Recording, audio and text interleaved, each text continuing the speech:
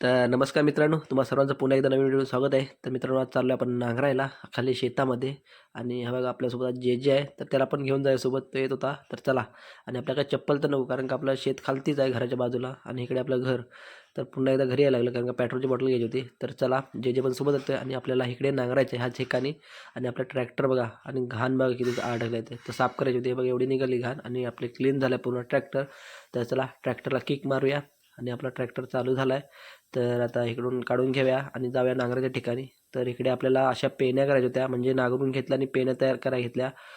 तर पूर्ण असं नांगरून ह्याचे पेन्या अशा तयार करायचे होते. तर पूर्ण पेन्या तयार करून घेतले आणि आपली हालत बघा, अवस्था खूप बेकार झाली आहे उन्हाने. तर हे बघा आई पक्ष्यांना हाकवायला गेली, कारण का तरवा पेरला आहे, खायला येतात दाणे. आणि आपले पाय बघा सगळे घाण झालेत.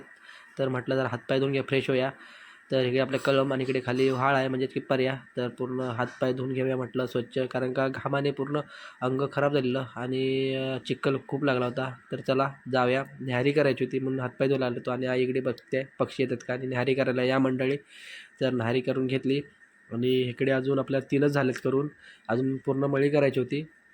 तर काय पावसाने आपले काम थांबवून दिलं, कारण का पावसामुळे काय करायला भेटत नव्हतं. तर घरी आलो आणि आपल्या घरी फुल आलं आहे. कोणतं आहे ते नक्की कमेंटमध्ये सांगा, नाव मला पण माहीत नाही.